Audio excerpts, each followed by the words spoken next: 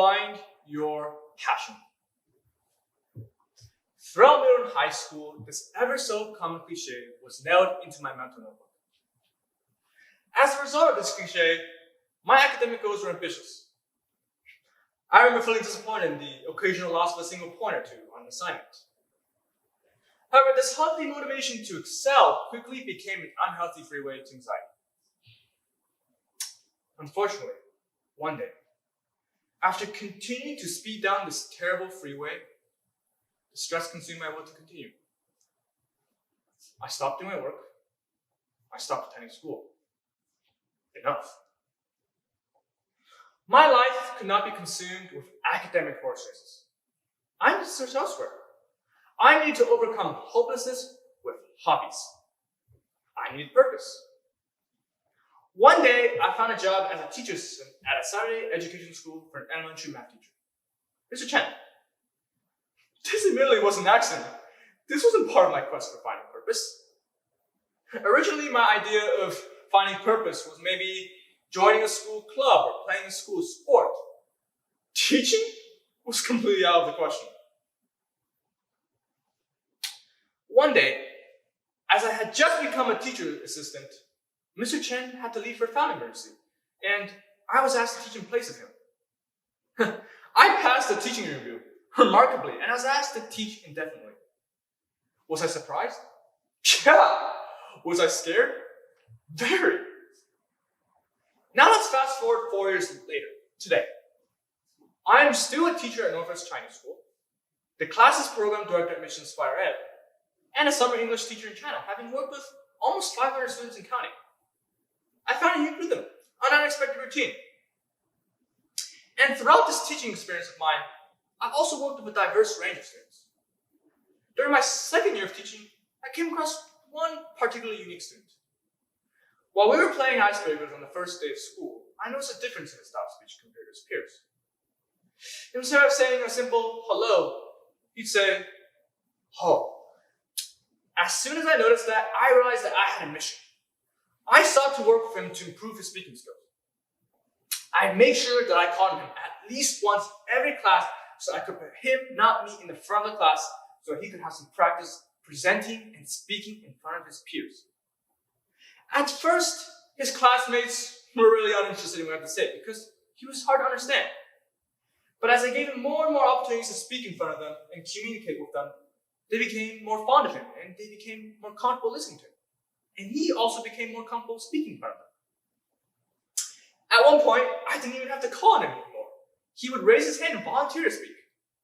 And at that point, at the beginning of every class, he'd ask me with sparkling eyes, "What question do you want me to answer for my classmates today, Mr. Hanson?" Speaking became the spark in his life. By the end of the year, Eric commanded the room, passionately presenting on how he overcame his biggest fear by his own demonstration. And so by working with all different types of students, such as Eric, I realized what kind of teacher I wanted to become. I wanted my classroom to be a place where students can find themselves and could find their passions. However, there were some students that came to my class in a different boat. They came not solely to learn, but to prove their expertise. I remember one student that was remarkably ambitious. When I teach English, one of the very first assignments I assign is to have students write a letter to themselves in 10 years. And here's what this ambitious student wrote.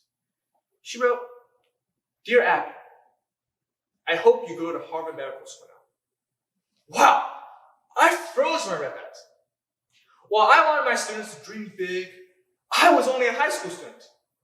I didn't know where I wanted to go to college, yet let alone my career. And here I was reading this 8-year-old's comprehensive vision for an academic career and beyond. Looking more in depth about Abby, she was often the only hand raised for my toughest questions. She was often the only one who could answer my toughest questions right as well. And so she was often bored, and I felt like my curriculum may be too easy for her. And every time she raised her hand for those tough questions, every time she answered those tough questions, I could tell her classmates were annoyed. I could tell those very human emotions when elementary schoolers see that know-it-all in the classroom. And so, by noticing this, I realized that as a teacher, there were definitely times where I struggled to teach a common curriculum to my students. Because, quite frankly, every student was different. Every student was unique. What was my classroom? Was it a place where I spoke and my students listened? Was it a place where I asked and my students answered? Well, I sought to make my classroom an engaging environment where students took the lead. At the beginning of class, I would explain the concepts. In the middle of class, students would go in teams to work on interactive projects and discussions. At the end of class, students would present what they learned. Some students were artists, and they illustrated principal science with beautiful drawings. Some students were theater personalities, and they presented grammar concepts with comedy sketches that were hilariously entertaining. Abby, she wasn't the artist or the actor, but by seeing the strengths that her peers had, she did, however, become the most engaged listener in the classroom. She was really interested in what her classmates had to present and say. And by learning how to engage with the classroom, the curriculum, and her classmates, she also became a natural public speaker. She began to love to present the learning she enjoyed. At the end of the year, as we said goodbye on the last day of class, I received a letter from Abby. And here's what it said. It said, "Dear Mr. Hanson, in 10 years, I want to become a teacher, just like you. Thank you for everything." Amazing. Teaching became a joyful adventure that has brought energy into every corner of my life. I found my passion.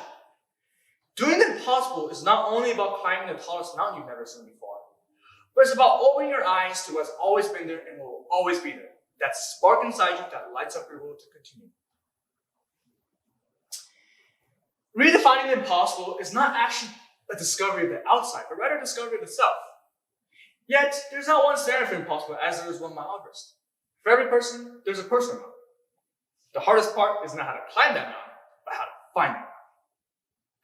As I mentioned before, teaching was never something I imagined doing, much less enjoying. I stumbled upon it. Redefining the impossible is definitely a theme that hits close to home. I was in a dark state 4 years ago, not because of my personal negativity, but because I had yet to find that light that has brought so much energy and enthusiasm in my life. My journey is not your journey. However, that common cord that connects us all is our search for our source of energy, our passions. I live to teach, but I won't exactly tell you to teach. I will tell you to search for what you live to do. Thank you.